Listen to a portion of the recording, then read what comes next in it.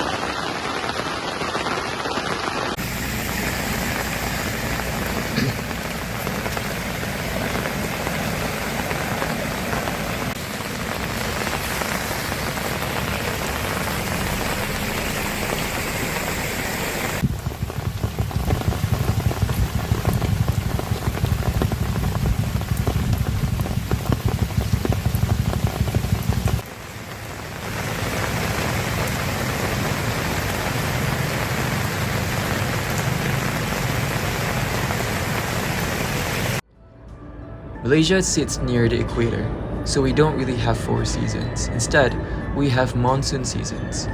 One of the main ones comes from the South China Sea, bringing strong winds and heavy rain, especially towards the end of the year.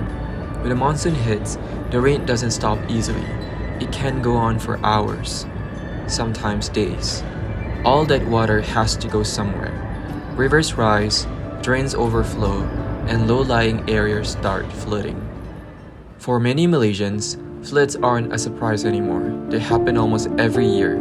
It's become a cycle, but it's a cycle that keeps affecting real people, real homes.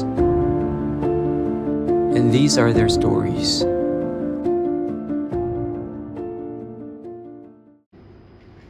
Aishah, would you tell us how it was like when the waters went out? It was really terrifying because we already knew that our area is prone to flood, but this year it was even worse than before.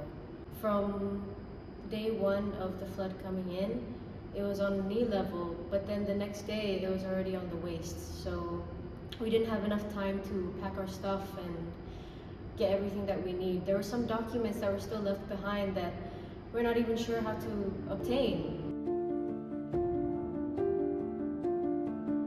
I'm so scared to go back and look at the damages of the house. We haven't even fully paid our house yet, and it's really daunting to face that. I'm pretty sure the whole first level of the house is just in complete ruins. Me and my family haven't really touched on the financials of what we have to face in the future, and for now we're just focusing on surviving and making sure that we have food to eat, and hopefully waiting on the help of the government.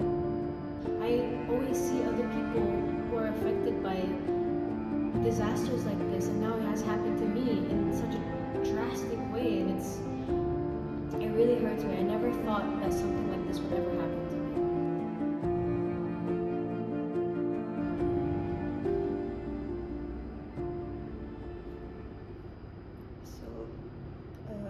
My family was sleeping at that time, and suddenly in the middle of the night my husband woke me up, and when I realized it, the water has already reached half my body. So I was really panicked because we didn't prepare anything at that time. It was very hard because this happens each year and we are very tired.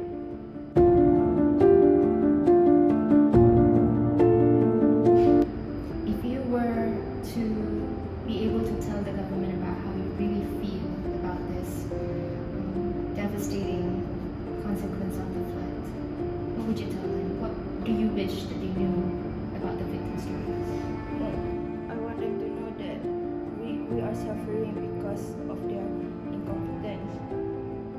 want them to know how we feel. We want them to know how tired we are of this happening over and over again. We don't ask for much, we just want them to understand how we feel.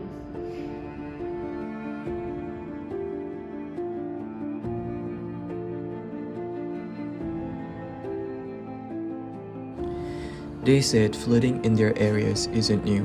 It happens almost every monsoon season. Some families have gone through it more than once in a single year. Homes are damaged, belongings are lost, and daily life is disrupted, again and again. And after hearing their stories, you realize how strong they have to be.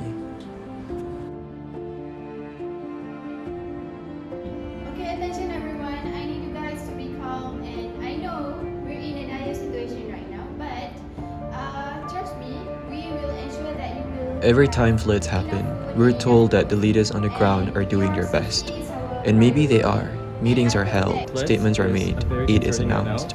But when some victims still can't be reached in time, it makes you question something. Effort matters, but does it always reflect on the ground? Our main priority is safety, so we make sure that the victims got all the basic necessities.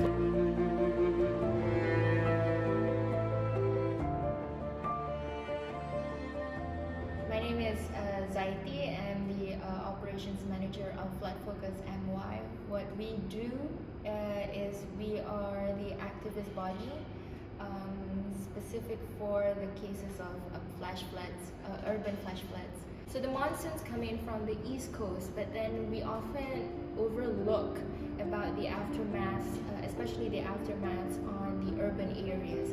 So we have actually observed this annually in the urban areas, especially in Kuala Lumpur, Bataling Jaya and so forth, and how these have affected a lot of our infrastructure, our homes, our civilians,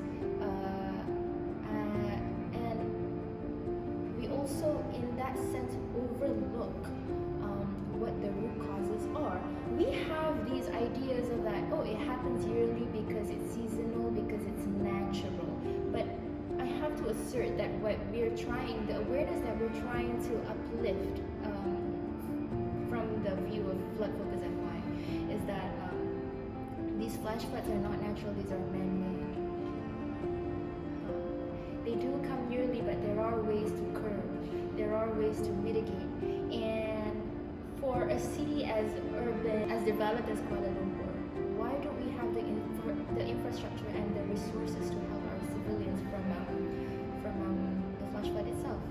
When it's happening every year, we have observed the overflooding of the waters into the homes of our people.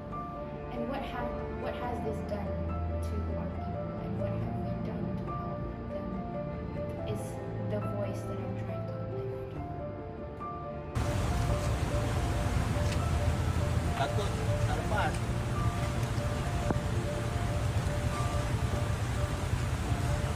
Kau air dah naik kau air dah naik Petronas.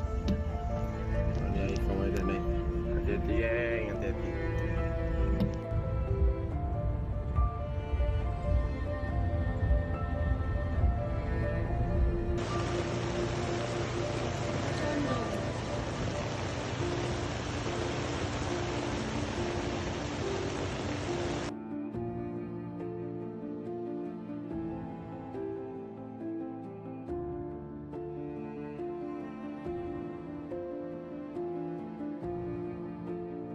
Floods don't just destroy homes, they leave marks on everyone. And when it comes back year after year, you can't help but ask, sampai bila?